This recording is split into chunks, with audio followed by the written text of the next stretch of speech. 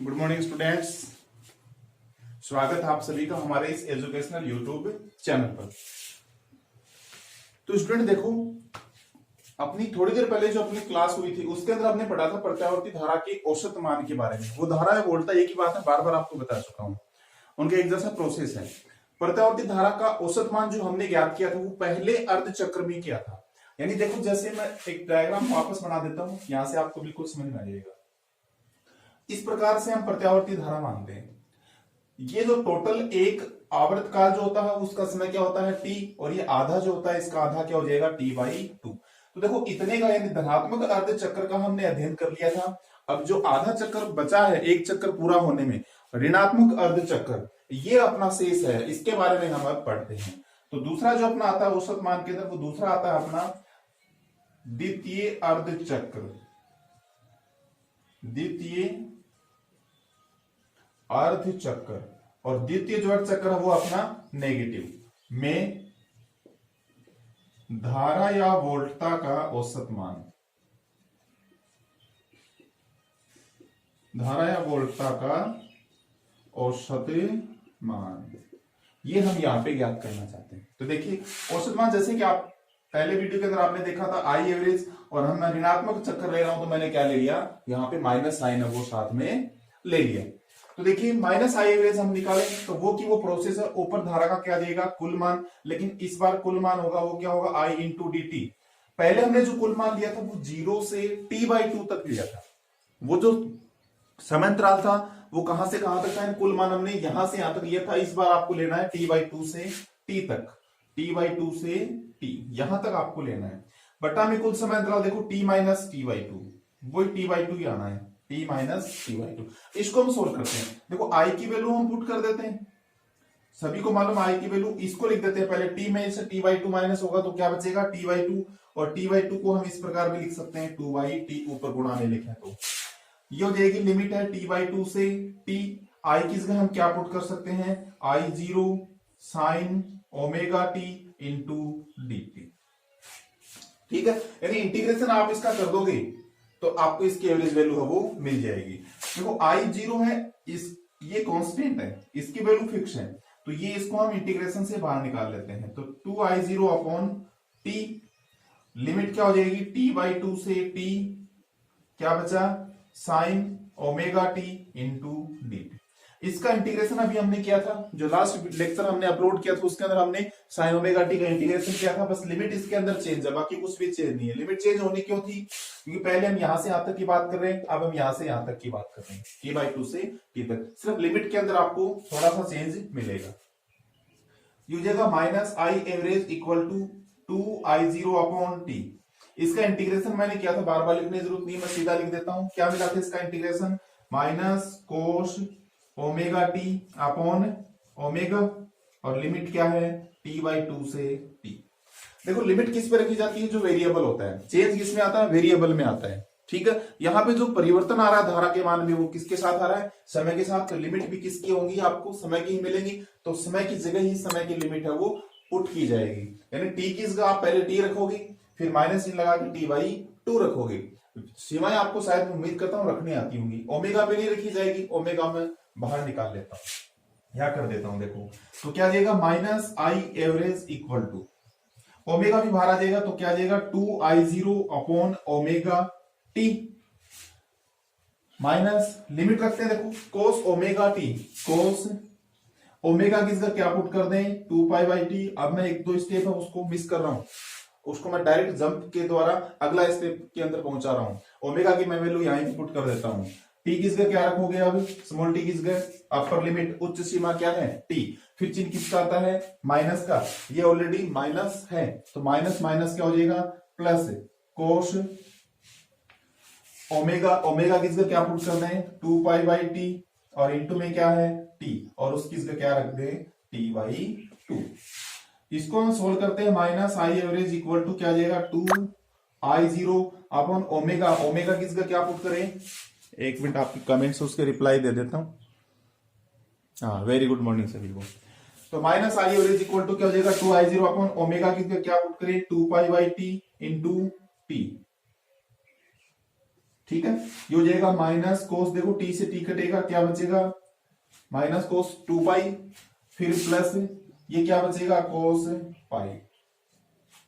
ठीक है, ये हो जाएगा minus I average equal to, ये टी से टी कट जाएगा, 2 से 2 कट जाएगा, क्या बचेगा आई 0 बटा पाई माइनस कोस 2 पाई, कोस 2 पाई का मान 1 होता है तो ये माइनस 1 प्लस कोस पाई का मान क्या होता है माइनस 1। ओके, माइनस 1 और माइनस 1 माइनस 2 हो गई, तो क्या आ जाएगा minus I average equal to minus 2i0 बटा पाई। अभी हमने सोल्व किया था 2 बटा पाई को, तो क्या मिला था हमें, माइनस ऑलरेडी है साथ में 0.637 और साथ में क्या जाएगा i0।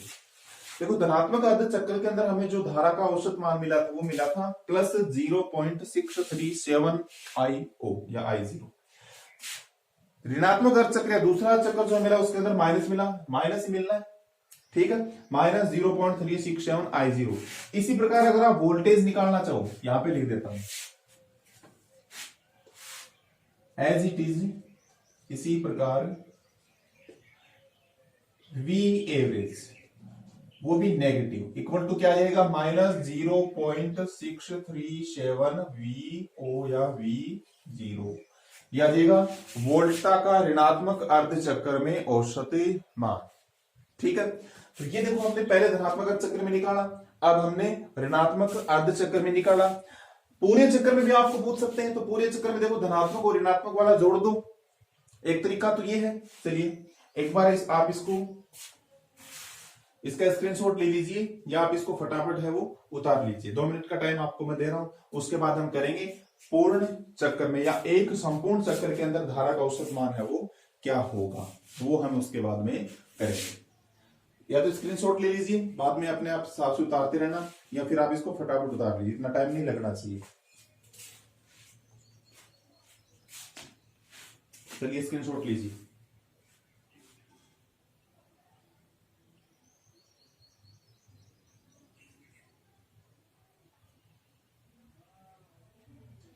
ओके, अब हम क्या करते हैं, एक संपूर्ण चक्र में धारा का औसत मान है वो क्या होगा।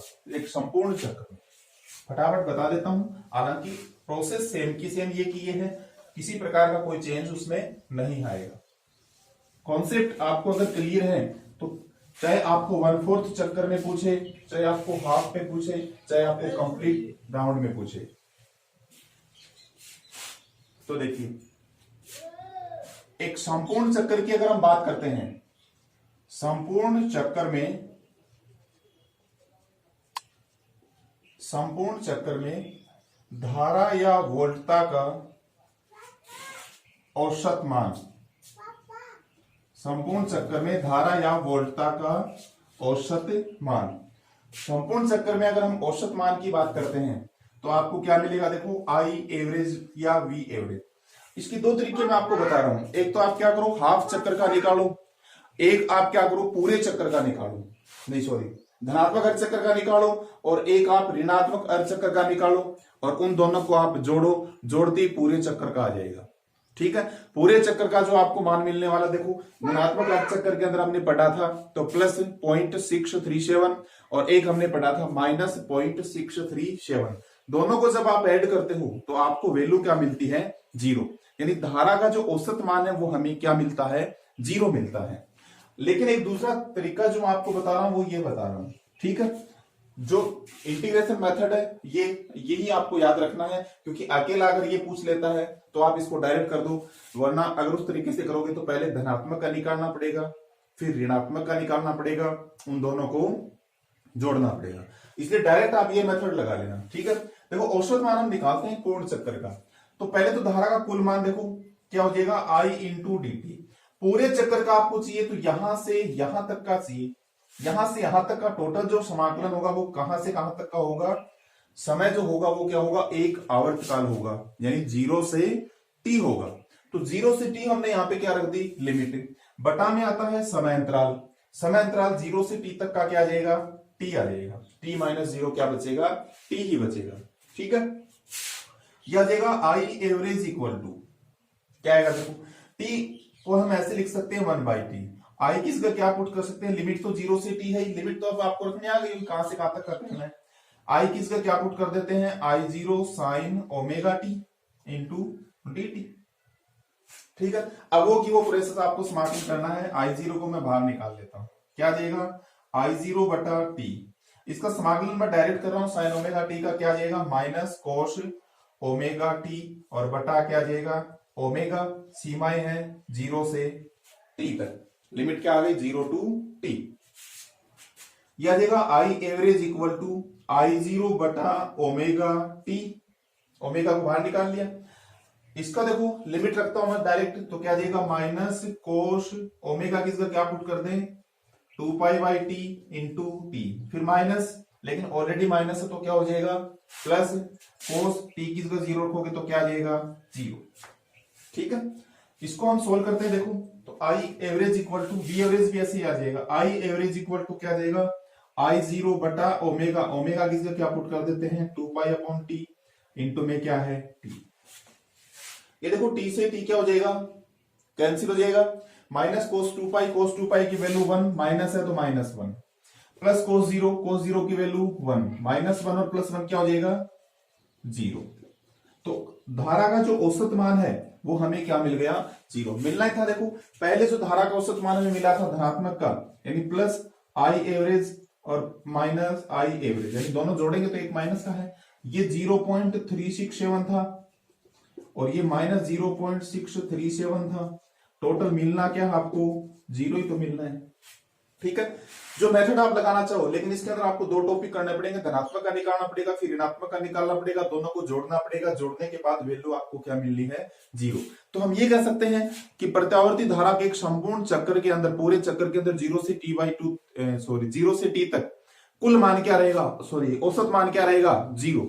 अगर धारा का औसत मान 0 है तो वोल्टेज यानी वोल्टता का औसत मान भी क्या होगा 0, संपूर्ण चक्कर में वोल्टेज का औसत मान क्या होगा 0 होगा।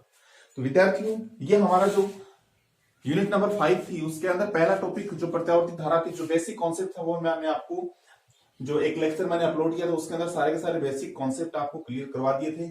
दूसरा जो अब मैं कॉन्सेप्ट आपको बता रहा हूं वो दूसरा कॉन्सेप्ट मैंने औसत मान के बारे में बताया। अगला जो अपना कॉन्सेप्ट रहेगा, अगला जो अपना टॉपिक रहेगा वो रहेगा आरएमएस वैल्यू के बारे में। कौन सी वैल्यू के बारे में, आरएमएस वैल्यू के बारे में, रूट मीन स्क्वायर वैल्यू, वर्ग माध्य मूल मान। बहुत इंपॉर्टेंट रहने वाला है, बहुत इंपॉर्टेंट रहने वाला है। ओके, तो अगले अपनी जो क्लास होगी, अपना जो लेक्चर अगला अपलोड होगा वो किसके लिए होगा, वर्ग माध्य मूल मान। धारा वोल्टता एक ही बात है, मैं बार बार आपको बता रहा हूं, चाहे धारा का याद कर लो चाहे वोल्टता का, कुछ भी चेंज नहीं करना, सिर्फ उसके प्रतीक को आई किसका वी करना है वोल्टता के लिए। वोल्टता का याद है तो वोल्टता किसका, धारा के लिए आई करना है बस। ठीक है, कुछ भी आपको ज्यादा उसके अंदर चेंज नहीं करना है। तो विद्यार्थियों घर पे रहें, सुरक्षित रहें, स्वस्थ रहें। धन्यवाद।